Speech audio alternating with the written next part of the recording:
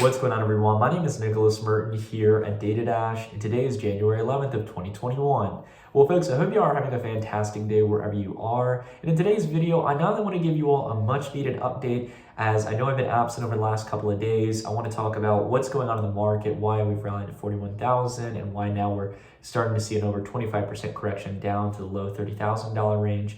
And then also talk about why I think it's happening and any kind of changes that I made in my positions. And I'll give you guys a quick hint. I've taken some profit as we were in the upper $30,000 range, and I'll explain a little bit as to why that is. Second off as well, I want to go ahead and answer the question that's on probably the minds of a lot of people here, and that's, Nick, where have you been? And guys, as it tends to always be, it's very inconvenient timing. As you can probably tell, I'm not in my normal studio. I'm actually abroad in Europe at the moment, as I am officially closing in on moving to Europe. So I'm very, very excited about this. It's been a long time coming. It's been my first time ever really making the move to move somewhere far away from home. And I'm just very excited for this new beginning overall. It's been something that's been in the making for some time.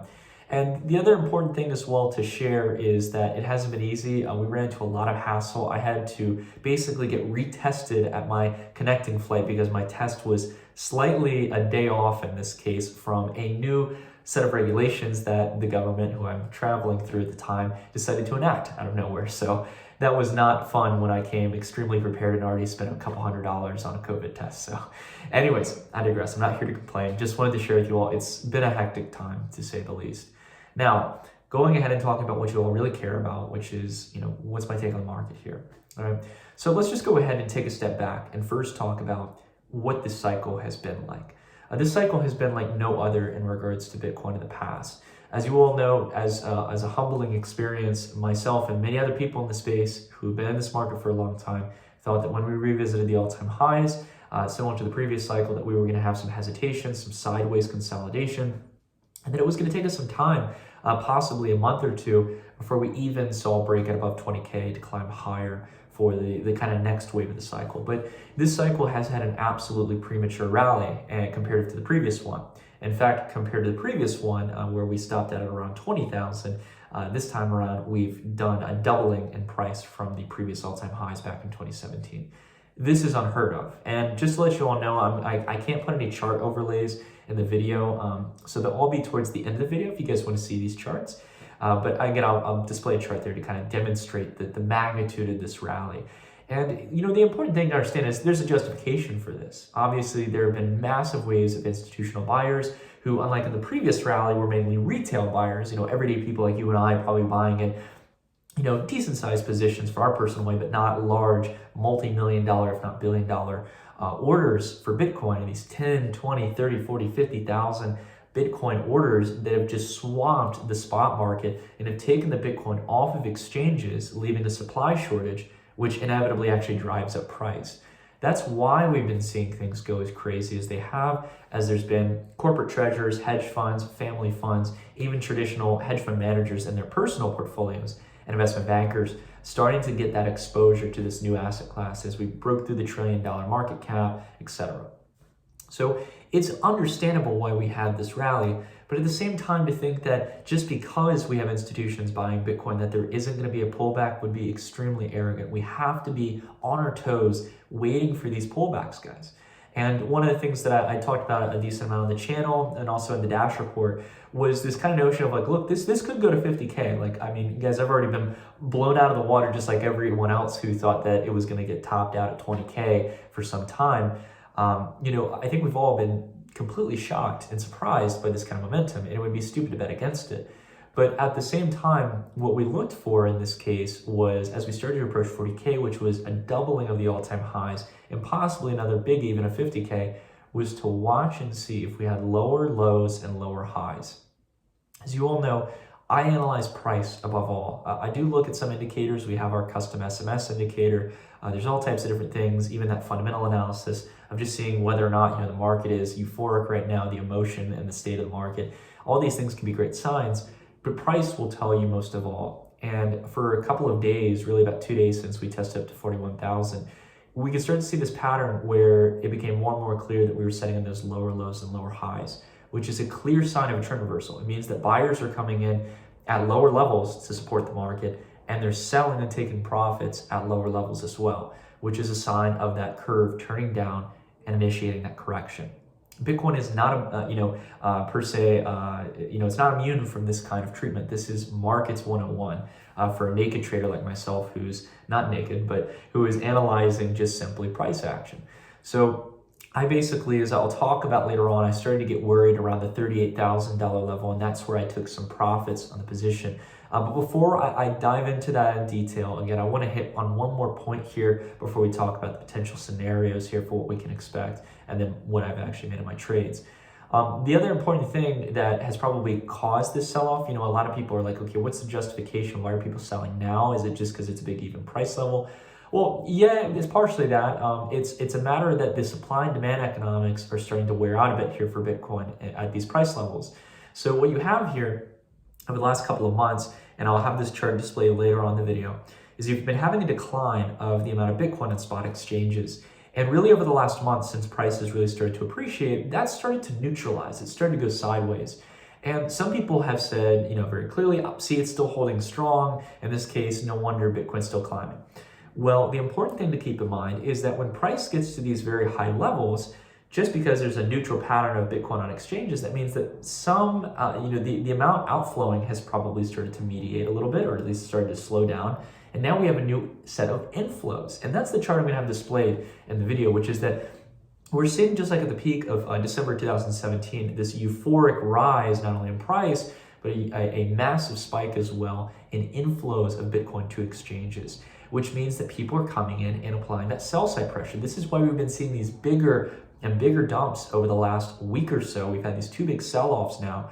And this one has been the worst above all, because now if you have enough people coming in selling on that spot market, just how, for example, a lack of Bitcoin on exchanges can drive up prices when people are buying, right? When a decent amount of people are buying, the same can go from when there's more sell side pressure. It can drive down prices just as quick as it did upward. And this is a very critical lesson to keep in mind, guys. Again, I kind of picked up on this as I was looking at it just over the last 24 or 48 hours. I haven't really, been thinking about this as I've been traveling, but this is something that I really considered, which is that effect can have the same exact counter reaction when there's enough sell side pressure. So you don't even need this big, massive influx of Bitcoin coming into spot exchanges that actually determine Bitcoin's price. These are the Coinbases, the Binances, Bitstamps, the exchanges that you probably use. The problem is that this could still continue to persist as there's been more fear in the market. We could get more Bitcoin on spot exchanges. So that is going to be the metric you want to watch here until we start to see a flatlining here and a curve back downwards, right? More of those institutions buying up Bitcoin off spot exchanges, just like we've seen through 2019 and 2020. We have to be a bit more cautious here. We have to be a bit more cautious overall. Now, this leads me towards my topic of expectations. Now that we understand that it's not some big headline story, there's no crazy event going on that led the market up and also down, it's really just supply and demand economics and markets. What is the kind of expectation we have here? Well, I want to go ahead and give two expectations. Unfortunately, they are both bearish. The good news is the lowest expectation is that we might bottom out around something like 30,000, 25,000. We're not far away from there. Depending on actually when I'm recording this video and getting it uploaded. Last time I checked, Bitcoin was around 31,500. So in this manner, we might be close to that support range where we've pulled back 25-30%. That would be kind of like the short-term healthy correction for Bitcoin. The other case scenario would be something a bit more bearish, and I really don't think that this is going to happen. But I think that there is a possible chance of retesting 20,000. And the reason why is because of the over-exuberant rally that we've had. We're way outpaced for where we should be. Especially if you're considering the fact that we're going through expanding cycles from bottom to top in markets. If you believe in that theory, you can just simply take a look at the logarithmic chart and you'll see that we have far outpaced him. We wrote about this in the Dash report where we basically outpaced the midpoint of the cycle. We should not be where we are right now according to tradition in Bitcoin, right?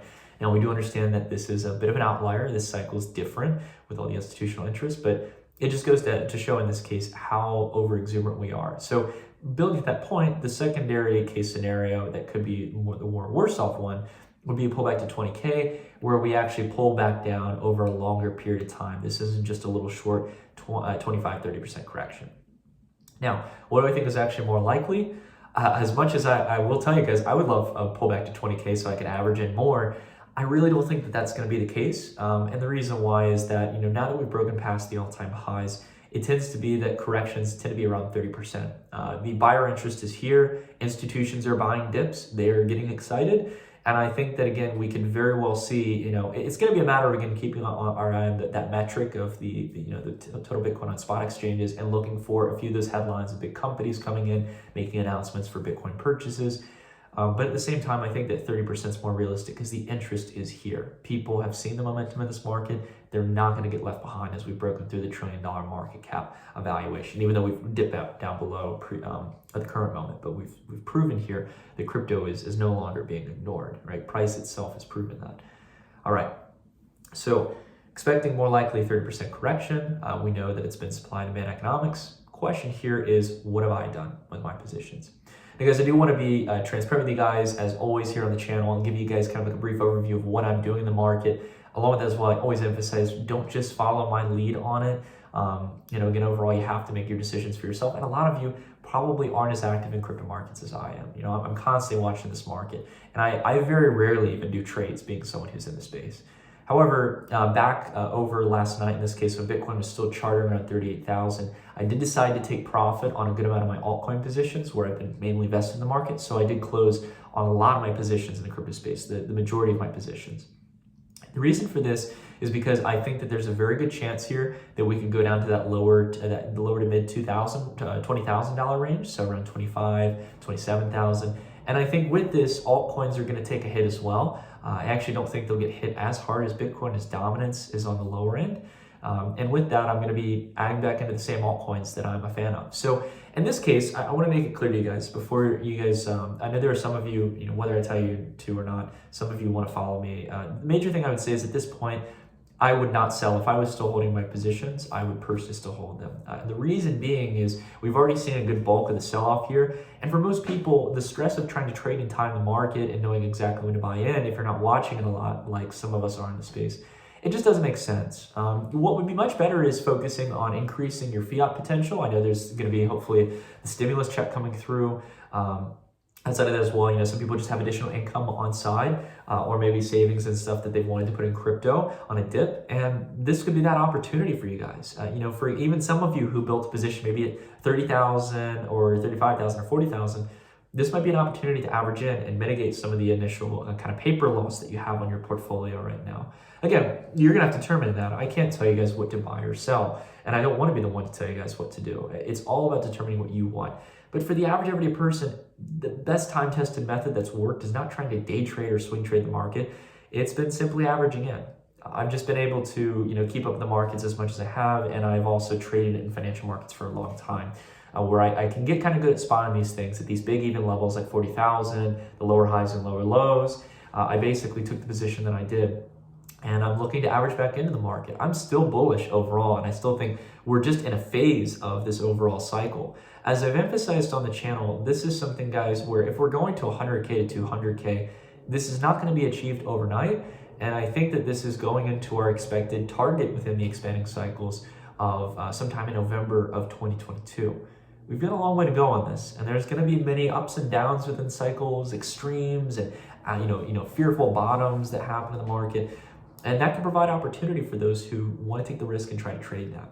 But again, I'm always going to give you guys what I think is the best advice for everyday people. And I think that that's mainly averaging in. That's another thing I'm going to be doing. As much as I took profits at 38K, I'm looking to average back in at a lower range. I'm looking to average in also extra additional fiat if I have it on hand. So again, looking for those same plays that I've been optimistic on. If you guys haven't already, watch that top 10 altcoin video. And this is the last kind of close here in this case. Now, you might have noticed that I said here that I think altcoins will fare well, better not only on the pullback, but also on the rebound. Now, why is this? Well, what I think we're seeing here is something very similar to what we saw back at the peak of Bitcoin in 2017 in December. And that was that 2 weeks after the preceding top in Bitcoin, we had a pretty sharp correction going from around $21,000 to around $11,000. And with that, after those 2 weeks, not only during those 2 weeks did we see Ethereum and cryptocurrencies in the altcoin space actually kind of go sideways, which was really interesting. But as Bitcoin started to ticker back up, we had altcoins pick up even quicker. This sparked off the altcoin cycle. So what am I saying here? Well, I'm saying basically that I think that we're going to see our altcoin cycle here in the next coming weeks, whenever Bitcoin starts to bottom out and cuss back up. And there's a reason for this. As we talk about, everything is supply and demand, everything is inflows and outflows. The reason altcoins did so well was because when people started to take profit on Bitcoin, some people moved capital out of the market, sure, but some people as well were cycling into altcoins. And that was A, to move money between exchanges, but also just again, to move money into other cryptocurrencies. And what was interesting is that's why we saw that neutral period when Bitcoin was selling off, altcoins were stagnant. And when Bitcoin started to bottom and started to come back up, altcoins tickered up even faster. So this is what I think we're going to see yet again. I think that, one thing that I misinterpreted overall, as you all know, I like to be kind of healthy and critiquing myself and my trading strategy, is that I think when I look back at the charts, I didn't realize that there was a good period of time in the secondary cycle that, we had to wait until altcoins really started to kick off. So I think this time around, altcoins will pull back a bit with Bitcoin for sure, with, just how severe things have rallied over the last few weeks. But I don't think that altcoins are going to bleed against Bitcoin. I really don't think we'll see that. Time will tell though, and we'll see if I'm right on that prediction from analyzing previous history. So above all, guys, I've rambled on enough. If you can stand me sitting in front of a camera like this, you deserve a medal, because I can talk and talk for days. But again, I do want to just say my sincerest gratitude goes to all of you who have been patient. As you can tell here, it's already getting late. The light has changed in the meantime throughout the video. It's just been a hectic time. I've been a bit jet lagged. I've been catching up on stuff. 2021 is going to be a crazy year, guys. So I'm excited to get settled in to my new place, which I'm not settled into just yet. And once I do that, we've got some exciting updates coming to the channel as well. So if you like this video, please consider dropping a like, guys. Check out the charts towards the end of the video, and I'll see you all in the next one. Take care, everyone, and I hope your new year is off to a wonderful start. I'll talk to you all soon.